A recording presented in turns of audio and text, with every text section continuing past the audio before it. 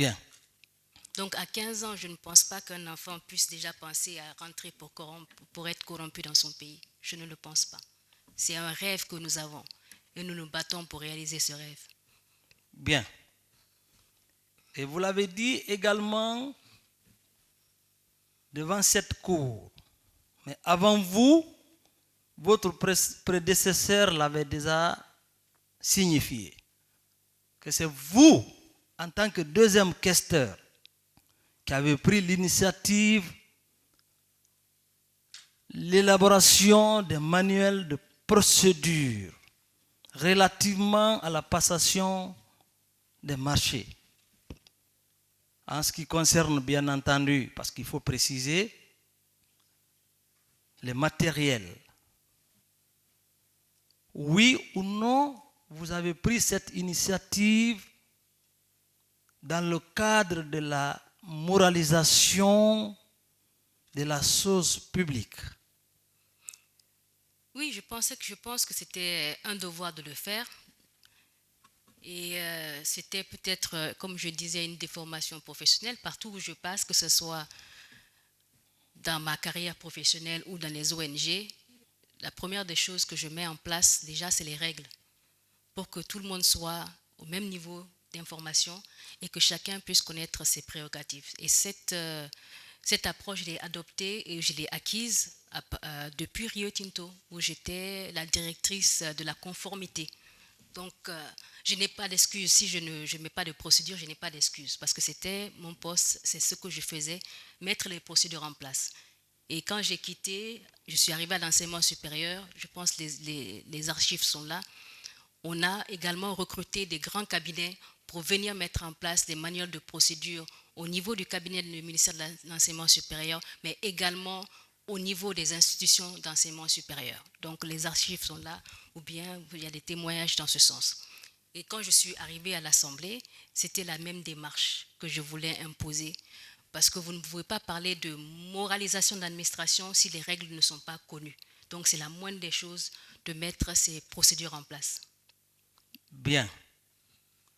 Alors, tout à l'heure, de l'autre côté, j'ai entendu une question qui était relative au respect du code du marché public. Alors, sans évoquer aucune disposition de ce code, on vous posait en tout état de cause la question de savoir, est-ce que l'Assemblée a respecté ce code? Vous, en tant que deuxième questeur, chargé du matériel et du stock, si un tel code du marché public n'était pas respecté par l'Assemblée, est-ce que cela vous incombe en votre qualité de deuxième questeur? Non, normalement, ça n'incombe pas au deuxième questeur. C'est une question de... Vous savez, l'Assemblée, c'est une question de réglementation, de procédure interne. Le règlement intérieur, les règlements administratifs et financiers. Donc, c'est ce qui régissait l'Assemblée. Comme je l'ai dit, lorsqu'on est arrivé, donc, c'est ce que les fonctionnaires parlementaires et d'autres nous ont signifié.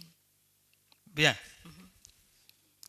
En votre qualité de deuxième questeur et dans le souci d'une transparence, vous avez eu en un an produire 25 rapports. Est-ce qu'il vous est arrivé une seule fois qu'un des rapports que vous avez produits par rapport à votre gestion soit critiqué par vos pairs ou par un auditeur? Non, pas du tout. N'est-ce pas la preuve d'une bonne gestion de votre part? Je l'espère bien. Bien. Revenons un peu à vos biens, puisque vous êtes poursuivi ici pour enrichissement. vous avez déjà dit depuis 2005, à l'âge de 25 ans, vous avez acheté votre première maison en Angleterre. Effectivement, maître. Et lorsque vous êtes venu, vous avez un peu travaillé, soit 3 ans avant d'aller à Rio Tinto. Oui, À Rio Tinto, vous étiez payé à 55 millions enfin. En quittant Rio Tinto, vous avez été indemnisé à hauteur de plus d'1 milliard. effectivement. Alors, si nous évaluons ces revenus cumulés par rapport aux biens que vous avez aujourd'hui, est-ce que réellement vous pensez qu'on peut vous poursuivre pour enrichissement? Autrement dit, est-ce qu'il y a un déséquilibre entre les biens que vous avez acquis et les revenus que vous avez eus depuis que vous avez commencé votre carrière? Oui, absolument. Absolument. Un déséquilibre total. Un déséquilibre, mais c'est que C'est beaucoup plus que les biens que... en réalité, si vous étiez quelqu'un, comme vous l'avez dit ici, ambitieux, vous auriez fait beaucoup plus que ce que vous avez. Beaucoup, beaucoup plus. Mais chacun a ses ambitions dans la vie. Bien. Alors, parmi ces biens, puisque vous avez déjà heureusement communiqué les titres de propriété, et vous l'avez dit tout à l'heure, parmi tous les terrains que vous avez, il n'y a qu'un seul terrain que vous avez eu pendant que vous étiez député. Et c'est là 2-3 mois seulement après. Est-ce que vous confirmez cela? Oui, effectivement. Bien. Les 15 milliards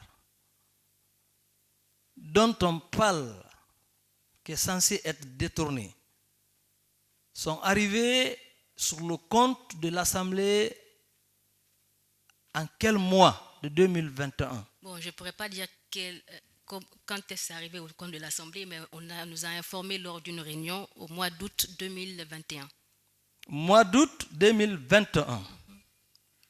Est-ce que réellement vous pensez que les biens qui sont antérieurement acquis à l'arrivée de ce montant, leur acquisition peut avoir un rapport avec ce montant, réellement? Normalement, non, maître. Bien. Alors,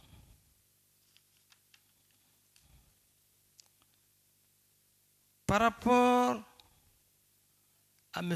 Kim, vous l'avez déjà dit, ce monsieur, vous l'avez vu pour la première fois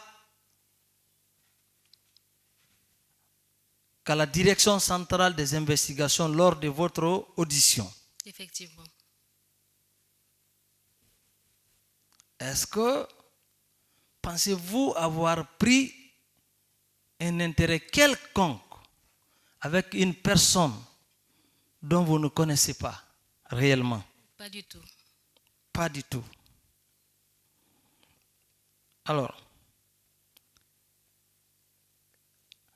si aujourd'hui vous êtes traduite par devant cette cour pour toutes ces infractions,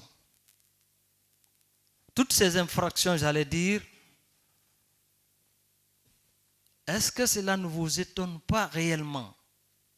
Vous êtes vraiment étonné? Non, Bon, j'ai deux sentiments. Le premier, c'est, oui, depuis le début, c'était l'étonnement. Lorsque j'avais déjà été appelée, mais je me suis dit que je suis appelée peut-être en tant que témoin. Le deuxième étonnement, c'était lorsque j'ai vu le mandat d'arrêt national. Je ne savais pas que ça existait. Pendant que j'étais en Guinée, que je n'avais pas bougé, je n'étais pas cachée. Mais d'un autre côté, comme je dis, je ne suis pas étonnée non plus parce qu'on m'avait prévenu avant de rentrer en Guinée que la Guinée détruit ses cadres. La Guinée refoule les gens qui l'aiment. Et donc, quand j'ai pris la décision de rentrer en Guinée, je me suis dit que tout était possible. Et lorsque j'ai pris la décision de me lancer en politique, je me suis encore réitéré que tout était possible. Et donc, en tant que parlementaire ou en tant qu'agent de l'État, je savais qu'un jour, de toute façon, il fallait que je réponde de ma gestion. Je pense ce qui est normal. Mais j'aurais peut-être voulu répondre de ma gestion devant la Cour des comptes, mais pas devant une juridiction pénale. Donc, mon étonnement était des deux. Donc, je m'attendais à tout avec la Guinée. Mais comme je dis, il n'y a jamais assez de prix pour la Guinée de toute façon. Bien, enfin. Maître, Oui. vous allez poursuivre tout à l'heure. Permettez-nous. J'ai juste une question maintenant. Je termine. D'accord, allez-y. Enfin, puisque vous êtes en Guinée depuis 2009 et vous êtes là depuis quelques mois dans ce dossier, est-ce que vous avez quand même